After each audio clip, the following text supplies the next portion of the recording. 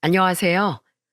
한 사람의 인생이 완전히 나락으로 떨어질 때 이렇게 순식간에 나락으로 떨어질 수도 있는 거구나를 놀랍도록 느끼게 된 한 여성입니다.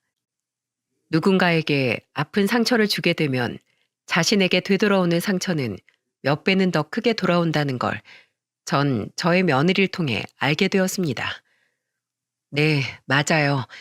저는 며느리에게 큰 상처를 받았고 며느리는 저에게 큰 상처를 남겨준 뒤 오히려 자신의 인생의 큰 나락을 맛보게 되었습니다. 그리고 그 결과로 저에게는 사랑하고 소중한 두 손주들이 남게 되었죠.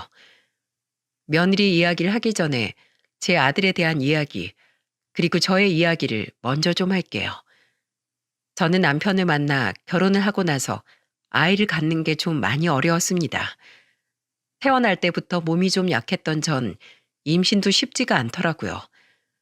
늦은 나이에 결혼을 한 것도 아니었고 노산도 아니었기에 저는 결혼을 한 이후에 쉽게 임신이 될 줄만 알았어요. 하지만 그건 저의 큰 착각이었습니다. 결혼 후에 저희 부부 모두 빨리 아이를 낳고 싶었기에 임신 계획을 잘 세워 아이를 갖고자 했지만 저희 마음처럼 한 생명이 우리에게로 찾아오는 건 쉬운 일이 아니었죠. 그러다 어렵게 임신을 하게 되었고 저는 뱃속에 품게 된 아이를 위해서 정성스럽게 태교를 하고 열심히 아이를 낳을 준비를 하고 있었습니다. 하지만 거의 막달이 되어 아이는 유산되고 말았고 그때 그 좌절감은 이루 말할 수 없이 컸습니다. 어렵고 힘들게 찾아와준 아이가 또 이렇게 허무하게 빛을 보지 못한 채 떠나버리고 나니 모든 의욕이 다 사라졌어요. 그래서 그 뒤로는 아이를 또 낳을 생각도 하지 않고 그냥 이대로 남편하고만 살 생각만 가지고 우울하게 지냈죠. 근데 아무리 생각해도 우리 부부에겐 아이가 필요하고 저는 제 남편과 저를 닮은 아이를 꼭 키우고 싶더라고요. 그래서 다시 한번 용기를 내서 임신을 시도했습니다. 하지만 역시 임신 체질이 아니었던 전 실패에 실패를 거듭했고 그 이후로도 기적적으로 2번이나 임신을 더했지만 그때도 역시나 아이들을 모두 유산할 수밖에 없었어요. 한 번도 아니고 2번, 3번까지 이 좌절이 계속되니 이때는 진짜로 일어설 힘이 없더라고요. 내가 과연 임신이라는 걸 할 순 있는 걸까? 내 남편과 날 닮은 자녀를 낳을 순 있는 걸까 싶어 모든 희망이 다 사라지는 듯 했죠. 그래서 그때부터는 아예 자포자기하는 심정으로 아이는 내 인생에 없다라고 단정지어 생각하고는 남편도 저도 포기하고 그냥 둘이 행복하게 살 생각으로 지내고 있었어요. 아이가 없는 대신에 강아지라도 키워보자 싶어 강아지도 2마리나 한꺼번에 분양을 받아서 키우며 자녀에 대한 간절함과 아쉬움을 달래며 지내고 있었습니다. 근데 강아지를 통해서라도 아이에 대한 간절함을 채워보고자 했던 우리 부부의 마음이 하늘에도 전해졌는지 정말로 생각지도 못하게 또 한 번의 생명이 우리에게 찾아왔고 그때는 계획도 어떠한 노력도 전혀 없었던 때였기에 우리가 느낀 감격과 기쁨은 이루 말할 수 없이 더더욱 컸습니다. 그렇게 기적적으로 찾아온 아이는 다행히도 뱃속에서 잘 버텨주었고 드디어 그렇게 바라고 바라던 아이를 제 품에 안을 수가 있었죠. 꼬물거리는 그 아기를 제 품에 안았을 때 느꼈던 그 감촉과 무게를 전 지금도 잊을 수가 없어요. 그만큼 너무 소중했고 너무 귀했습니다. 그리고 저희 남편도 너무나 기뻐했죠. 여보, 진짜 고생 많았어. 정말 고생 많았다, 우리 마누라. 너무 예쁘다. 우리 아들 너무 예뻐. 눈, 코, 입이 다 우리 마누라 닮았네. 다행이야. 우리 마누라 닮아서 눈도 예쁘고 코도 예쁘고 입도 예쁘잖아. 고마워, 여보. 나한테 이렇게 좋은 선물을 안겨줘서 고마워. 남편은 저와 아이를 보자마자 너무나 감격해 눈물까지 흘렸고 연신 저한테 고맙다며 저를 꼭 안아주었어요. 이때만큼은 정말 세상 누구도 부럽지 않았고 세상에서 제가 제일 행복한 사람이었죠. 그렇게 귀하게 낳은 제 아들이 우리에게는 기적이나 마찬가지였고, 우리 아들은 그 뒤로 우리에게 또 다른 행운을 주었고, 아들을 낳은 이후에 우리에게는 또 다른 생명이 찾아와 둘째 딸까지 낳을 수 있었습니다. 정말 행복했어요. 아이들을 보면서 사는 우리 부부의 즐거움은 너무나 컸죠. 게다가 너무나 고맙게도 우리 애들은 사고 한번 치지 않는 착하고 효심 깊은 아이들로 잘 자라주었어요. 아들은 아들대로 의젓했고 딸은 딸대로 애교가 많았습니다. 그래서 저희 가족은 서로가 서로에게 친구처럼 정말 잘 지냈어요. 주변에서도 우리 가족을 부러워하는 사람들이 많을 정도였죠. 특히나 우리 아들은 사춘기를 지나고 고등학생이 되었을 때도 꼭 저랑 같이 외출을 하면 손을 잡아주곤 했어요. 보통 아들들은 무뚝뚝하고 밖에서 엄마랑 같이 다니는 걸 창피해하는 애들이 많은데 우리 아들은 정말 달랐고 특별했죠. 그래서 한 번은 우리 아들의 생각이 너무 궁금해서 아들이 고등학생일 때 한번 물어본 적이 있었습니다. 아들, 넌 엄마랑 이렇게 손잡고 팔짱 끼고 다니는 거 안 창피해? 내 주변 엄마들은 아들들이 자기랑 같이 밖에 나가는 것도 귀찮아하고 싫어한다면서 막 엄마 보고 부럽다고 그러더라. 우리 아들은 한 번도 그래 보질 않아서 난 이게 당연한 건 줄 알았는데 주변 엄마들이 그렇게 날 부러워하더라고. 자기네 애들은 자기를 창피한다나 뭐라나? 그래서 같이 나가도 꼭 멀찌감치 떨어져서 다니는 애들도 있대. 아들은 엄마가 안 창피해? 이렇게 다 커서 손잡고 다니는 거 좋아? 당연하지. 그런 말이 어딨어. 난 엄마랑 데이트하는 게 제일 재밌는데.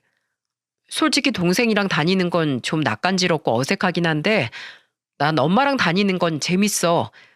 난 엄마가 할머니가 돼도 평생 같이 손잡고 다닐 거예요. 그러니까 엄마가 나 창피하지나 마요. 아휴, 우리 아들을 내가 왜 창피해. 이렇게 든든하고 멋진 아들인데. 그런 아들이 어느덧 커서 어느샌가 며느리 될 아이를 데리고 왔더라고요. 며느리는 광고회사에 다니는 아이였는데 직장도 반듯하고 성격도 털털하니 괜찮은 아이였어요. 우리 부부한테도 적당하게 잘하는 게 똑 부러지는 아이구나 라는 생각이 들더라고요. 그래서 그 둘의 결혼을 허락하고 남편과 전 서울에 집을 하나 해줬습니다. 물론 엄청 좋은 집까진 해주지 못했지만 그래도 나름 둘이서 신혼살림 차려서 살만한 집 정도는 해줬어요. 아들이 결혼하고 나서도 저희는 자주 왕래를 하며 지냈고 그때마다 며느리와도 아무 문제 없이 잘 지냈죠.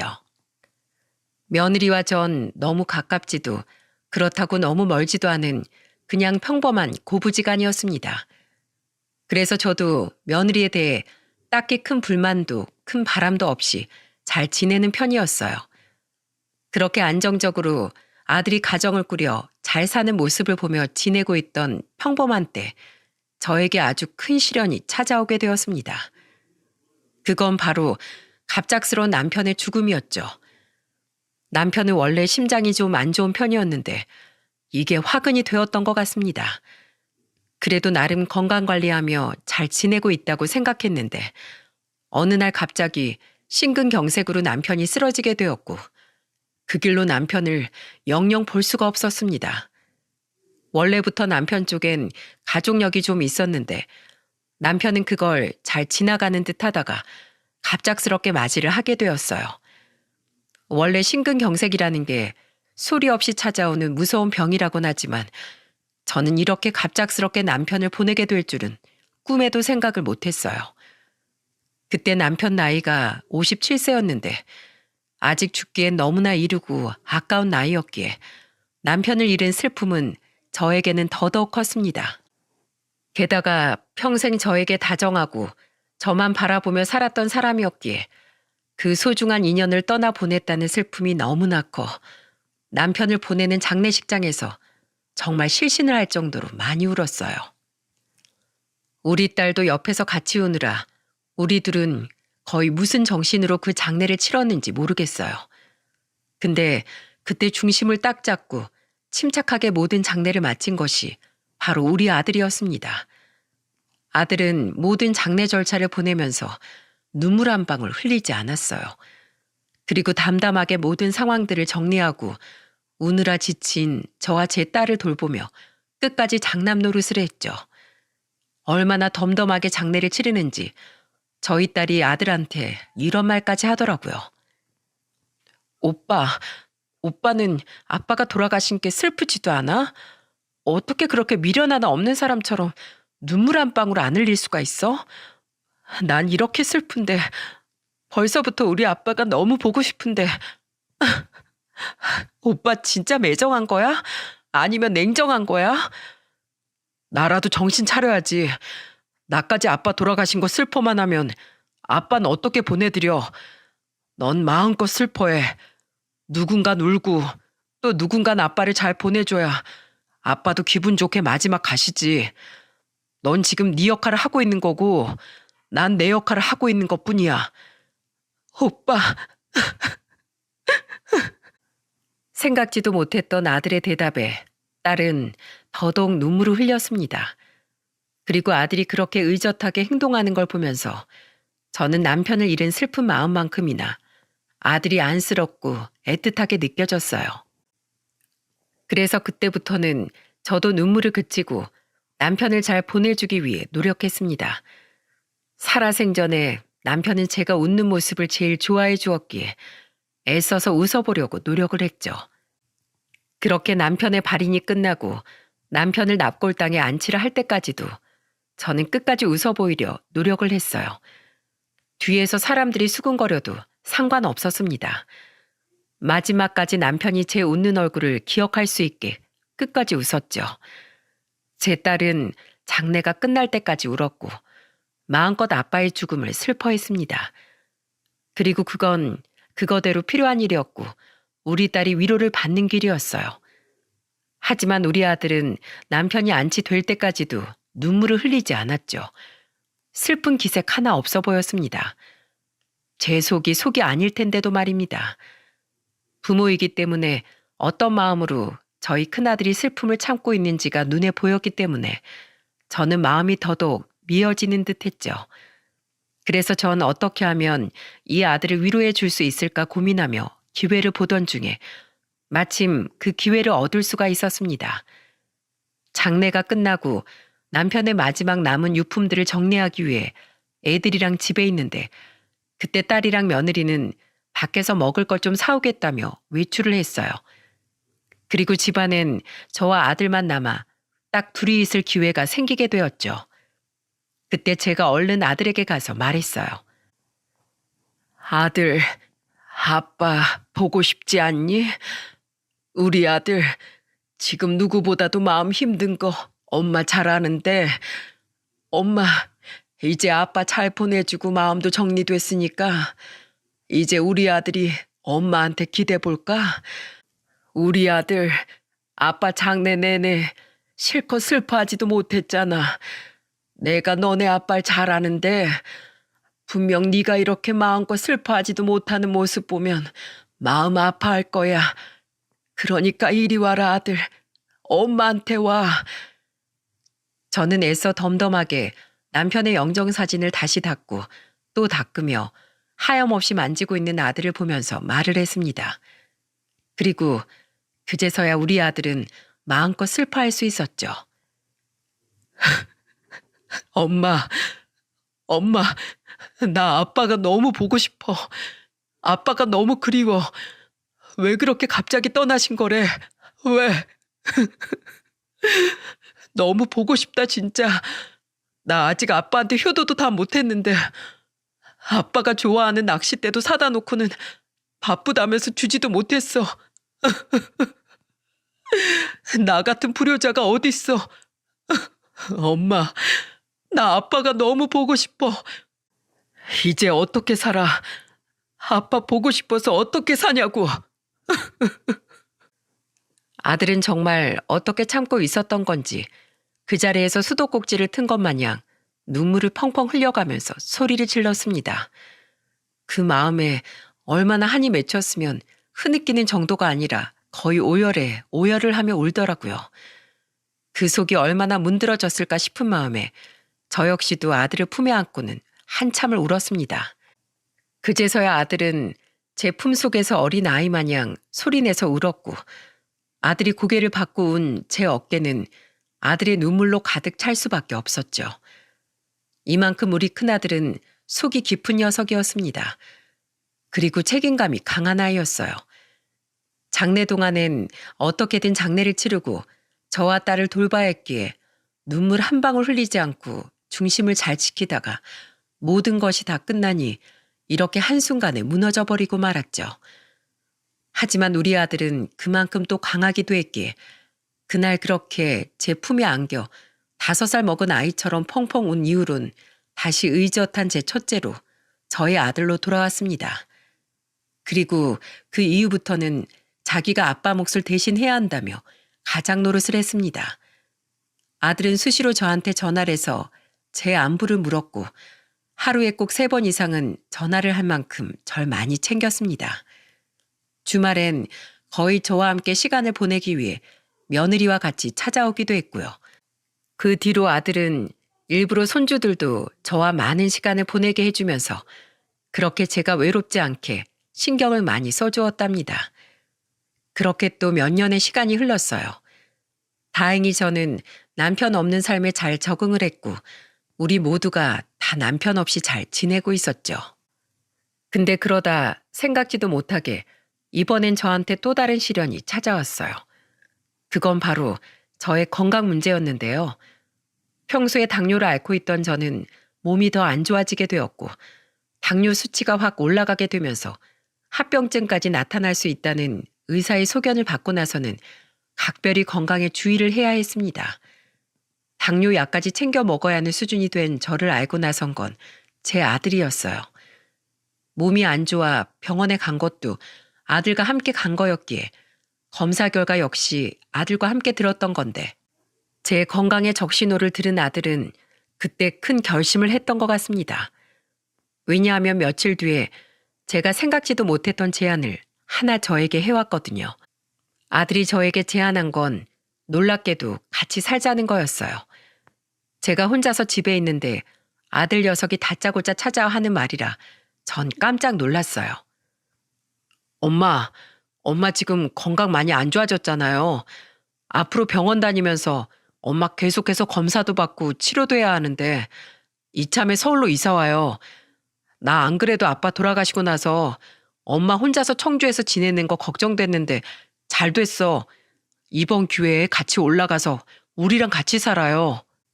뭐? 아니 네 마누라는 어쩌고? 와이프하고도 얘기된 거야? 예, 시어머니랑 같이 살고 싶어하는 며느리 몇 없어. 그게 얼마나 힘든 일인데 서로한테 다 힘든 이야기야. 근데 나 아픈 시어머니 반기는 며느린 더 없다. 엄마 그냥 여기에서 혼자 살게. 혼자 지내도 충분해. 그리고 서울 갈 때마다 네 동생도 나오는데 뭘. 그렇다고 걔가 지금 엄마랑 같이 사는 것도 아니잖아요. 자기 일하느라 바쁜 앤데.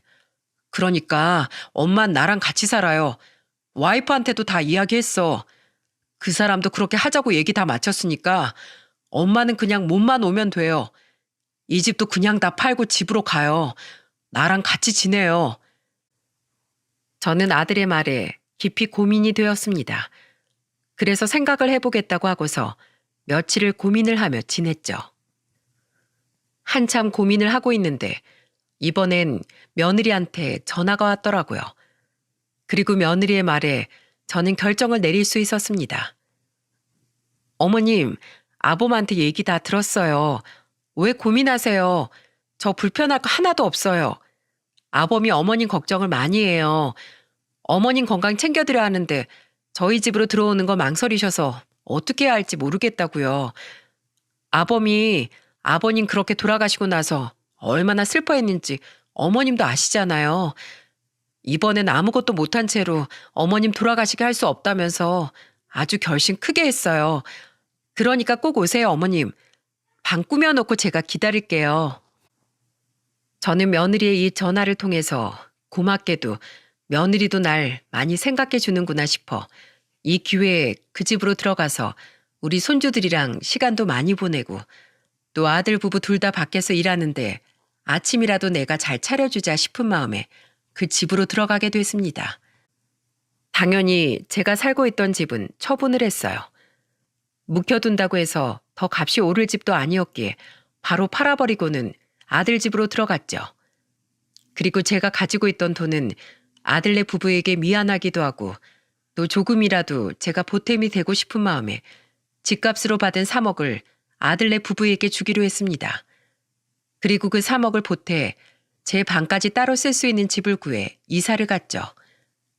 근데 집을 구하는데 보태서 제 돈을 썼을지언정 저는 3억이란 큰 돈을 아들네에게 그냥 주진 않았습니다. 물론 저희 아들을 못 믿어서 그런 건 아니지만 사실 사람 일은 앞으로 모르는 거고 또 제가 느끼기에 평소 며느리는 보통 내기가 아니었기에 술을 쓴다 생각할지라도 꼭 효도 계약서는 받아놔야겠더라고요. 그래서 저는 효도 계약서를 쓰는 조건하에 애들에게 돈을 주었죠. 여기에서 효도 계약서가 뭔지 궁금하신 분들이 있으실 텐데요. 제 사연을 듣는 분들 중에서도 자녀가 있고 또 그 자녀들에게 살아생전 큰돈을 주거나 재산을 물려줘야 할 일이 생기면 꼭 이 효도 계약서를 써놓으시라고 말씀드리고 싶어요.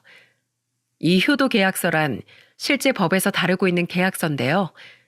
저도 이 사연에서 정확하게 알려드리고 싶어서 제 딸에게 물어 정확한 뜻을 알아보니 효도 계약서란 민법 제561조의 부담부 증여를 의미한다고 해요. 쉽게 말해 부모가 자녀에게 재산을 증여하는 조건으로 자녀는 그 부모에게 효도를 할 것을 요구하는 계약서죠. 만약에 이 계약서를 썼음에도 불구하고 자녀가 그 효도를 다하지 않을 땐 부모가 증여계약을 해제해서 다시 재산을 돌려받을 수 있도록 하는 거예요. 저도 이걸 몰랐는데 몇 년 전에 제 친구가 자기 아들네 부부한테 자기 재산 다 주는 조건으로 그 집에 들어가 살기로 했는데 막상 그 아들네한테 돈을 다 주고 나니까 그때부터 태도가 돌변해 완전 찬밥 신세로 대하더니 결국엔 그 집에서 쫓겨나기까지 했었습니다. 그 이후론 제 친구들 사이에서는 무조건 자식들한테 재산 물려주거나 큰돈 줄 땐 효도 계약서를 써야 한다며 막 이슈가 되었기에 저도 그걸 잘 기억하고 있었죠. 그래서 아들네에게 돈을 주는 조건으로 효도 계약서를 쓴 거였어요. 근데 그때 제가 효도 계약서 이야기를 꺼내면서 새 아파트를 구해 들어갈 돈으로 제 3억을 보태겠다고 하니까 처음에 우리 아들은 됐다고 거부를 하더라고요. 얘들아, 내가 생각을 해봤는데 지금 너네 집에 방이 없잖니? 내가 들어가 살려면 적어도 내 방 하나 작은 거라도 있어야 할 텐데 그러려면 이사를 가야 하지 않겠어? 그래서 말인데 내가 청주집 한 돈이랑 니네 아버지 돌아가시면서 받은 사망보험금 좀 보태면 3억 정도 된다. 이거 내가 줄 테니까 그걸로 보태서 새 아파트 구해. 대신에 공짜로 주는 거 아니야. 너네 이혼계약서라고 알아? 그거 쓰는 조건으로 줄 거다. 어때? 동의하니? 뭐? 효도계약서? 엄마, 자식이랑 부모 사이 간에 그런 계약서 쓰는 것 자체가 난 너무 웃기다. 그런 거 안 써도 내가 충분히 우리 엄마한테 효도할 거니까 걱정하지 마요. 그리고 그 돈을 왜 우릴 줘요? 그냥 그 돈 엄마가 가지고 있다가 필요할 때 써요. 우린 괜찮으니까. 우리 둘 다 돈벌이가 안 되는 것도 아니고 지금까지 모아놓은 돈이 있어서 그걸로 이사하면 돼요. 이 집도 팔면 어느 정도는 돈 나올 거고 하니까 엄만 신경 쓰지 말아요. 아들은 아예 그 돈을 저보고 가지고 있으라며 이야기를 했어요. 근데 역시나 며느리는 아니더라고요. 여보, 그래도 어머님이 보태주신다고 하는데 그걸 굳이 우리가 거부할 이유가 있을까? 어머님 안 그래요? 물론 그 돈 저희 안 주셔도 상관이 없지만 그래도 어머님도 저희 집에 그냥 맨몸으로 오기 미안하시니까 주려고 하시는 거잖아요. 차라리 그 돈 받고 어머님은 저희 눈치 보지 마시고 어머님 집은 충분히 생각해서 편하게 집에서 지내세요. 저흰 그 돈 받고서 어머님께 효도 열심히 하겠습니다. 효도 계약서도 얼마든지 쓸게요. 며느리는 저에게 효도 계약서까지 다 쓰겠다며 적극적으로 나섰고, 저도 며느리 말대로 공짜로 이 집에 와서 사는 것보다 돈 주고 들어와 사는 게 훨씬 마음이 편했기에 바로 진행을 했습니다. 효도 계약서 내용은 이거였어요. 첫째, 아들 박도윤, 며느리 이진영은 나 김순희가 죽을 때까지 한 집에서 모셔야 한다. 둘째, 아들 박도윤, 며느리 이진영은 내 재산 3억으로 도박이나 주식 투자 혹은 유흥 생활을 금지한다. 셋째, 아들 박도윤, 며느리 이진영은 내가 아프더라도 끝까지 나를 모시며 봉양한다. 위 조건들을 위반할 시 김순희의 재산 3억은 곧바로 현금으로 반환한다. 이게 바로 계약서에 적힌 내용이었습니다. 우리는 지장까지 찍고 실제로 공증까지 다 받아놓고는 한 집 살림을 시작했어요. 결혼을 하고 나서 한 몇 개월까진 좋았습니다. 아무런 문제가 없었어요. 집도 좋은 곳으로 잘 이사를 갔기 때문에 아무 문제 없이 잘 지낼 일만 남았죠. 하지만 얼마 못 가 우리는 부딪히기 시작했고, 제가 부딪힌 사람은 바로 며느리였습니다. 우리 아들은 저와 부딪힐 일이 없었어요. 처음에는 그냥 잘 지내는 듯 했어요. 근데 시간이 점점 지나면 지날수록 며느리의 실제 모습들이 나오더라고요. 그건 바로 며느리의 해도 너무한 게으름이었습니다. 며느린 진짜 게을러도 그렇게 게으를 수가 없었어요. 일단 초반엔 제가 있으니까 좀 청소도 하고 밥도 하면서 여러 가지 노력들을 했던 것 같은데, 사람 습관이 평소 살던 게 그렇게 어디 한순간에 바뀌는 게 쉽나요? 진짜 한두 달이 지나고 나니까 서서히 본 모습이 나타나는데 진짜 혀가 내둘러질 정도였습니다. 일단 기본적으로 이 며느린 씻질 않았어요. 물론 출근은 해야 하니까 머리는 감는 것 같은데 양치질도 안 하고 세수도 안 하고 화장도 안 지운 채로 그냥 거의 일주일 내내 화장한 거에다 더 덧칠해서 다니는 지경이었죠. 근데 그거야 뭐 본인이 혼자서 불편한 거니까 그것까지 제가 터치하진 않았습니다. 문제는 집안일 하나도 하지 않는다는 거였어요. 설거지부터 시작해서 빨래고 뭐고 며느리 손에 거치는 건 단 하나도 없었고, 오로지 제 아들이 혼자서 이 모든 걸 다 하고 있었더라고요. 심지어 며느린 애들 밥도 안 차려줬기 때문에 역시나 그것도 제 아들이 다 해줬는데, 그동안 며느린 뭐 하고 있었는지 아세요? 소파 아니면 침대에 들어누워선 하루 왼종일 일어나질 않았어요. 거기에 또 군것질까지 좋아하느라고 소파나 침대 위에서 과자 먹고 아이스크림까지 먹는데 그걸 죄다 흘리면서도 치우는 법이 없더라고요. 한 번은 제가 이건 정말 아니다 싶어서 며느리에게 말했어요. 예, 아가, 넌 어쩜 집안일 하나도 안 하니? 너네 둘 다 맞벌이면 집안일도 같이 해야 하는 거 아니야? 내가 진짜 시집살이 시키고 싶지 않아서 혹여나 네가 불편해할까 봐 말을 좀 아껴보려고 했는데 이건 정말 아닌 것 같다. 얼른 들어가서 좀 씻고 나와서 저녁 차리는 거라도 돕고 거실이랑 방들 청소기라도 좀 돌려. 저는 처음으로 이렇게 며느리에게 말을 했습니다. 근데 그 뒤에 돌아오는 말이 뭐였는지 아세요? 아마 다들 들으시면 깜짝 놀라실 거예요. 어머님, 저 이러고 30년을 넘게 살았는데 어떻게 그걸 한순간에 고쳐요? 그리고 살림은 저보다 아범이 더 잘해요. 그래서 그냥 맡기는 거니까 간섭하지 마세요. 뭐라고? 예, 네 꼴을 좀 봐라. 지금도 하도 안 씻어서 냄새가 여기까지 나. 그리고 애들이 집에 들어오면 엄마가 밥도 좀 차려주고 아니면 설거지라도 해주면서 애들 신경도 써주고 해야지. 그렇게 무심하게 누워만 있는 사람이 어딨어?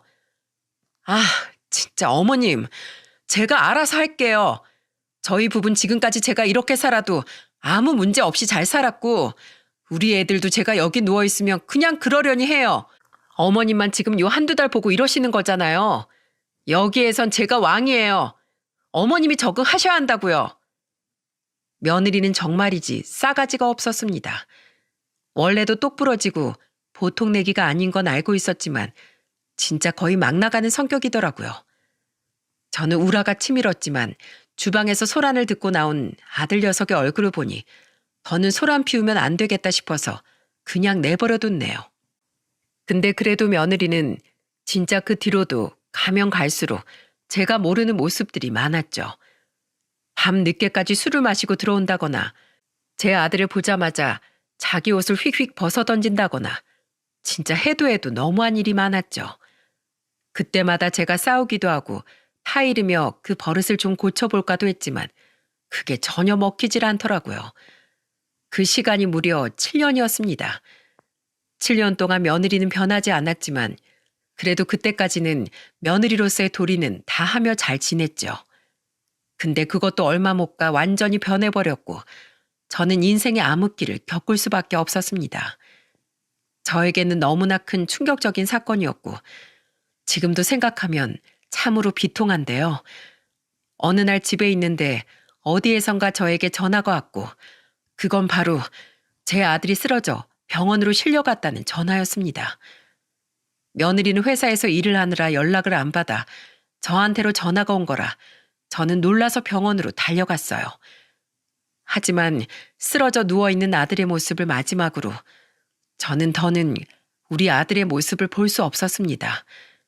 아들은 결국 자기 아빠와 똑같은 심근경색으로 쓰러져 생을 마감하고 말았거든요. 아들은 약국을 하나 차려서 일을 하고 있었는데 손님이 많지 않은 시간이라 파트타임 직원도 출근하지 않았던 시간이었습니다. 그 시간에 잠깐 화장실에 간 아들은 그곳에서 갑자기 쓰러졌고 가게에 갔다가 아무도 없자 화장실만 들렀다 나가려고 했던 손님에 의해 발견돼 병원으로 실려간 거였어요. 너무 늦은 발견에 결국 아들은 다시는 돌아올 수 없는 강을 건너게 됐던 거였습니다. 저와 며느리는 아들의 죽음을 맞이하자마자 통곡을 했어요. 안 돼. 아들아, 안 된다. 이렇게 허무하게 갈 수는 없어. 네가 어떤 아들인데. 나한테 네가 어떤 아들인데. 저는 정말 너무나 슬퍼 거의 울부짖는 소리가 나왔고 옆에서 며느리도 충격을 많이 받았는지 거의 실신할 정도로 울더라고요. 우리 손주들은 말할 것도 없이 슬퍼하고 있었는데 그때 우리를 돌봤던 게 제 딸이었습니다. 그나마 딸이 정신을 차리고 그 모든 장례 절차를 또 자기 오빠가 그랬던 것처럼 의젓하게 하더라고요.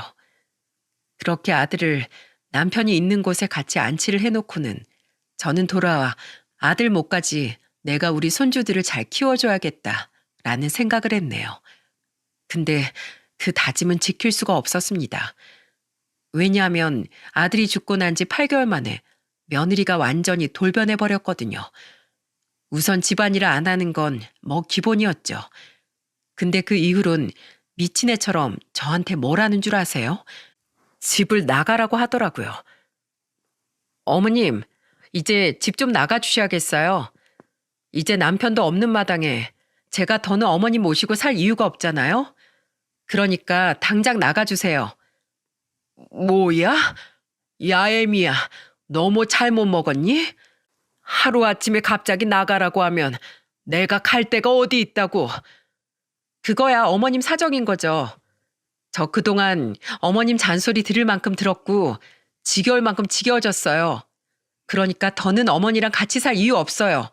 이만 나가세요. 며느리는 이 말을 하면서 급기야는 제 짐까지 몽땅 다 싸고는 아예 문 밖으로 던져버리더라고요. 정말이지 너무나 갑작스럽게 일어난 일이라 저는 어안이 벙벙해질 정도였습니다. 하지만 며느리는 뜻을 굽히지 않았어요. 다시 들어가려고 하니 비밀번호도 언제 바꿨는지 열리지도 않더군요. 결국 그렇게 쫓겨나 버린 전 너무나 서러워 일단은 딸네 집으로 갔고 다음날 남편과 아들이 있는 곳으로 가서 정말 펑펑 울었어요. 어찌나 내 아들이 보고 싶은지 한 번만 안아봤으면 소원이 없겠더라고요. 아들아, 보고 싶다. 네가 없으니까 내가 이렇게 찬밥 신세가 되어버리네. 다시 돌아와 주라 아들아. 나한테로 다시 돌아와 줘. 며느리가 어쩜 이렇게 매정해 줄 수가 있는 거냐? 어쩌면 나한테 그럴 수가 있어. 저는 슬픈 마음에 한참을 그 앞에 앉아 울고 있었습니다. 근데 그러다 갑자기 번뜩하고 스치는 게 하나 있었어요. 네, 바로 여러분이 생각하시는 그거 맞아요. 효도 계약서였죠.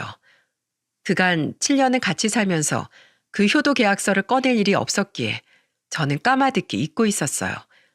근데 그게 그 순간 정말 머릿속을 확 스치듯 생각이 나더라고요. 저는 어떻게 하면 며느리에게 복수를 할 수 있을까 한참 고민하던 중이었는데 딱 이거다 싶어서 일단 그 계약서부터 찾았습니다. 나중에 며느리네 집으로 다시 찾아가 제 짐을 완전히 다 빼앗았는데 그때 제 통장 뭉치를 같이 꺼내와 가지고 있었는데 그 계약서가 여기에 딱 있는 게 아니겠어요? 정말 천만다행이다 생각을 하며 바로 이걸 가지고 변호사 사무실로 가지고 갔죠. 변호사는 제 계약서를 보더니 좀 어려울 수는 있지만 승산이 있다면서 한번 해보자고 하더라고요. 그래서 바로 그때부터 소송에 들어갔습니다.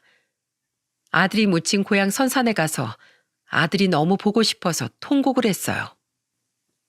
그 당시 정말 얼마나 울었는지 모릅니다. 그러다 그때 생각난 것이 있었습니다. 당시 제가 잊고 있었던 효도 계약서가 생각이 났어요. 아들 집으로 들어갈 때 썼던 것이 생각이 났어요. 변호사를 찾아갔더니 쉽지는 않을 거라고 했지만 그래도 공증을 받아놓은 계약서니 해보자고 하기에 바로 소송에 들어갔죠. 그리고 소송에 들어가면서 며느리에게 가서 먼저 제 돈을 내놓으라고 이야기를 했습니다. 하지만 역시나 며느리는 뻔뻔하게 나오더라고요. 아니, 어머니, 지금 그게 몇 년 전 건데 이제 와서 꺼내가지고는 소송을 걸겠다고 하시는 거예요? 그리고 손주들 생각도 하셔야죠. 저한테서 그 돈 다 빼가시면 얘네들은 어떻게 되라고요? 애들 대학교도 보내야 하고 앞으로도 계속 쭉쭉 나갈 돈이 천진데 코 묻은 돈 뺏어가실 거예요? 그리고 참 어머님 양심도 없으시네요. 그동안 저희 집에서 먹고 자고 한 게 있는데 어머님 양심도 정도껏 없으셔야 할 것 아니에요. 저 그 돈 못 드리니까 소송을 걸든 뭐 고소를 하든 알아서 하세요. 하, 뭐야? 그래, 내가 너 그렇게 나올 줄 알았다. 어디 두고 보자. 누가 이기는지. 저는 뻔뻔한 며느리를 보면서 차라리 잘 됐다 싶었습니다. 이렇게라도 소송을 걸어 저 높은 코를 납작하게 만들어줘야겠다. 단단히 다짐이 되었거든요. 그렇게 소송을 하고 있던 중에 저는 딸이 있는 집으로 들어가서 살고 있었어요. 딸은 예술 쪽으로 일을 한답시고 집도 딱 방 한 칸짜리 얻어서 지내고 있었고 저도 돈 한 푼 못 받고 쫓겨난 신세였기에 다른 곳으로 이사 갈 수도 없어 거기서 둘이 같이 지내고 있었어요. 근데 그 임시 거처를 알고 있던 제 큰손주가 갑자기 절 찾아왔더라고요. 아니, 여긴 어떻게 왔어? 왜 왔어? 그 짐은 다 뭐고? 할머니, 나 할머니랑 같이 살면 안 돼요? 저 할머니랑 살고 싶어요. 뭐? 아니, 무슨 일이길래? 너 집에서 무슨 일 있었니? 어? 할머니, 엄마랑 같이 못 살겠어요. 엄마가 우리 밥도 안 해주고 맨날 집에서 빨래랑 청소만 시켜요. 엄마랑 같이 살기 싫어요. 아빠가 너무 보고 싶어요. 어, 이리 와라, 정상아. 괜찮어. 울지 마. 울지 마, 내 손주. 아이고, 그래, 힘들었겠네. 우리 손주 너무 힘들었겠어. 저는 괘씸한 며느리 행동에 화가 나서 바로 그날 며느리에게 전화를 했습니다. 야, 너 대체 무슨 짓을 했길래 내 손주가 나랑 같이 살고 싶다고 와. 너 애들한테 또 무슨 짓 했어? 무슨 짓 했냐고? 애가 엉엉 울면서 나한테 집안일 하기 싫다며 밥 먹고 싶다고 말하더라. 너 애미 맞아? 어? 당장 둘째도 보내. 여기로 보내라고. 제가 왜요? 하여간 걘 지 아빠 빼다 박아서 할머니밖에 모르지. 둘째는 제가 좋답니다. 나랑 같이 살겠대요. 그러니까 그냥 내버려 두세요. 그렇게 전화를 뚝 끊어버린 며느리는 그 뒤로는 제 전화를 받지도 않더군요. 그리고 실제로 첫째 손주한테 물어보니 둘째는 같이 가자고 해도 그래도 지 엄마랑 같이 살겠다고 했다고 하길래 억지로 데리고 올 수도 없어 그냥 둘 수밖에 없었어요. 그 뒤로 첫째 손주는 저와 같이 지냈고 효도 계약서 소송은 계속해서 이어져 갔습니다. 그리고 결국에 시간은 좀 걸렸지만 끝내 2억을 배상하라는 결과가 나왔어요. 판결을 다 받은 며느리는 그때도 태도가 아주 엉망이었습니다. 재판을 다 끝내고 나오는데 이러더군요. 아휴, 재수없어. 더러운 집구석. 내가 진짜 더럽고 치사해서 그 돈 준다. 그깟 돈 얼마나 한다고? 에이, 퇴! 급기야 며느리는 제 앞에서 바닥에 침까지 뱉으며 갔고 2억 원은 그대로 돌려주더라고요. 화가 났지만 더 싸움을 일으키고 싶지 않아 무시하고 저도 돌아서 와버렸어요. 며느리는 당시 큰손주도 보고는 야, 넌 나 버리고 네가 알아서 나갔지? 네 대학 등록금은 네 할머니한테 달라고 해. 이제 너는 내 아들 아니니까. 하고 가버리더라고요. 그렇게 가버린 며느리를 우리도 다 무시를 해버렸습니다. 근데 그 매정하고 나쁜 며느리는 역시 하늘이 보복을 하는 듯 하더라고요. 그 뒤로 3년 뒤에 며느리에게 큰일이 하나 터지게 되었습니다. 당시 제가 쫓겨난 이유를 나중에 큰손주가 말해줘서 알았는데 그때 당시에 며느리에게는 만나는 남자가 있었다고 하더군요. 그래서 그 남자랑 같이 지내고 싶어서 절 쫓아낸 거였고 그 뒤로 그 남자랑 놀아나느라 애들한테 집안일이고 뭐고 다 시켰던 거였어요. 그걸 제가 너무 충격받을까봐 제 손주가 나중에 말을 해주더라고요. 근데 그때 만나던 남자를 2년이나 넘게 만나고 있던 중에 회사에서 등산 갔다가 단풍을 보면서 사진을 찍다가 발을 헛디뎌 낙상 사고를 당하고 만 거죠.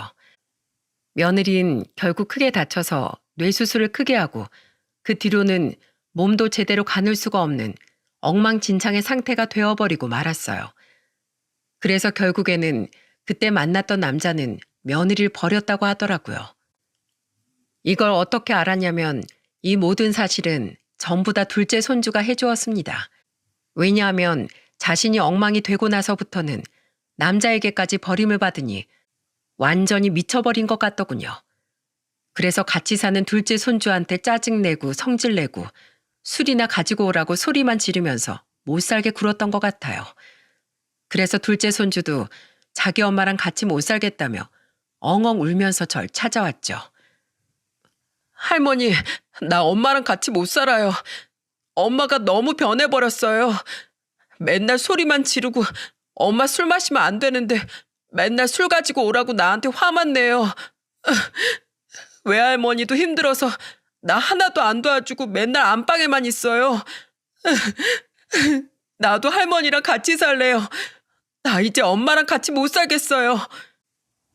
작은 손주까지 이렇게 울면서 저를 찾아오는 걸 보니 저는 억장이 무너지는 것 같았습니다. 얼마나 애를 괴롭혔으면 애가 완전 반쪽이 돼서 저한테 돌아왔더라고요. 외할머니라는 사람은 애가 이 지경이 될 때까지 밥도 안 해먹이고 자기 딸만 쳐다보면서 한숨만 푹푹 쉬며 시간을 보내는 듯했고요. 기가 막힌 상황에 저는 둘째 손주까지 받아줄 수밖에 없었습니다. 나중에 제가 둘째 손주 짐을 챙기러 그 집에 갔는데 며느리가 어눌한 목소리와 어눌한 행동으로 절 보자마자 이러더라고요. 당신이 여기 왜 와? 왜?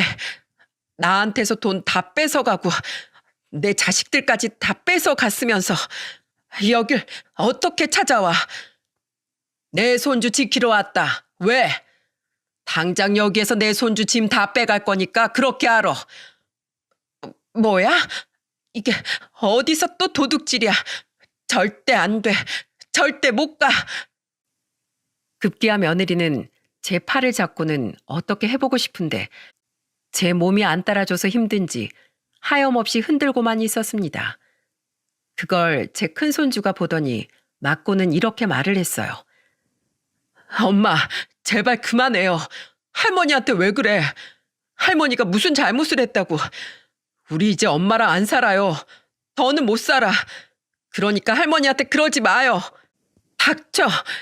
너도 똑같아. 나쁜 것들. 이 나쁜 것들아. 어떻게 날 버려? 어떻게 너희가 날 버릴 수가 있냐고. 내가 누군데. 내가 니네 엄만데. 며느리는 첫째가 제 편을 드니까 그제서야 바닥에 주저앉아 대성통곡을 했습니다. 근데 그 모습을 보면서 한마디 해줘야겠더라고요. 그래서 처음이자 마지막으로 시어머니로서 말했죠. 진영아, 네 지난 날을 돌아봐라. 네가 어떻게 했는지, 네가 내 아들한테, 얘네들한테, 그리고 나한테 어떻게 했는지 돌아봐. 네가 조금이라도 책임감을 가지고 네 남편이나 자식들이나 다 책임졌다면 지금 이런 사달은 안 일어난다. 그러니 앞으로 네가 뭘 잘못했는지 고이고이 생각하며 살아. 그리고 철저하게 후회하고 다시 돌이켜. 다신 그러지 않겠다고 다짐하고 새 인생 살라고. 그때까진 난 우리 애들 너 못 보여준다. 짐 챙기고 갈 테니 쉬어라. 어머니, 죄송해요. 잘못했어요. 제가 잘못했어요. 저 버리지 마세요. 아범도 없고 그 남자도 아픈 인간은 돈 많이 든다며 쓸모가 없다면서 저 버렸어요. 근데 이젠 애들까지 절 버리면 전 어떻게 살아야 하나요? 네? 어머님, 제발 저 좀 용서해 주시고 받아주세요. 어머니, 애들 데리고 가지 말아주세요. 너 정신 차리면 그때 보여줄 거야. 그러니 정신 바짝 차리고 멀쩡하게 와. 저는 매정하게 보일지 몰라도 똑부러지게 말하고는 애들을 데리고 나와버렸습니다. 그리고 그 뒤로 한 1년이 지났네요. 여전히 며느리는 아이들을 보러 오지 못하고 있어요. 간간히 애들이 외할머니랑 연락을 하는 것 같은데 여전히 며느리는 아픈 몸이 회복이 안 되었고 여전히 그 성질머리를 죽이지 못해 이젠 자기 친엄마까지 힘들게 하면서 지내고 있는 듯 하더라고요. 그래서 저도 애들을 보여줄 생각을 하지 않고 있습니다. 이번에도 또 애들이 가버리면 얼마나 고생할지 눈에 훤히 보이기 때문이죠. 지금은 며느리에게 돌려받은 2억 원으로 집을 하나 얻어 애들이랑 같이 지내고 있답니다. 제 딸은 혼자서 지내는 게 편하다고 해서 그러라고 했고 저는 우리 두 손주들과 같이 지내면서 애들 학교 보내는 거에만 집중하면서 지내고 있는 중입니다. 다만 제가 애들 생활비를 더 벌 수 없는 상황인지라 우리 딸이 이제는 예술 쪽 일을 하면서 번 듯한 직장으로 취직까지 해서 자기 조카들 챙기면서 지내고 있는 중이에요. 우리 애들도 처음엔 엄마를 많이 보고 싶어 하는 듯 하더니 나중에 마지막에 보이던 엄마의 모습이 너무나 충격적이었는지 금방 잊고 저와 사는 생활에 익숙해져 지금은 학교도 잘 다니고 있어요. 저는 마냥 딸한테만 일을 맡길 수 없어서 제가 할 수 있는 일들을 찾아서 하고 있고 얼마 전에 요양보호사 자격증을 할머니들도 다 딸 수 있다고 하길래 그걸 따고는 지금 하루에 몇 시간씩이라도 일을 하고 있네요. 앞으로 우리 애들 대학 등록금도 내줘야 하고 장가도 보내야 해서 갈 길이 멀지만 그래도 우리 손주들과 함께 지내는 이 시간들이 저에게는 참 소중하답니다. 제 아들 대신에 제 두 손주들이 왔다고 생각을 해요. 여러분, 사람은 인생을 참 잘 살아야 하는 것 같아요. 언제나 높은 곳에만 있는 것도 아니고 언제나 낮은 곳에 있는 것도 아니니까요. 제 며느리는 항상 인생이 잘 풀리니 그냥 콧대가 높았던 것 같습니다. 그러니 저를 매몰차게 내쫓았던 거겠죠. 하지만 한순간에 몸이 망가지면서 자신이 그랬던 것처럼 버림을 받게 되는 최후를 맞이하게 되었네요. 저는 근데 이런 며느리의 아픔이 결코 통쾌하지가 않습니다. 오히려 안쓰러워요. 그래서 제발 정신 차리고 새 인생 살아서 다시 자기 아들들과도 재회하며 왕래하며 책임을 다하는 인생을 살았으면 하는 마음이 큽니다. 그래서 멀리서나마 며느리를 위해 기도하려고 합니다. 여러분도 부디 지켜봐 주세요. 끝까지 제 사연 들어주셔서 정말 감사합니다.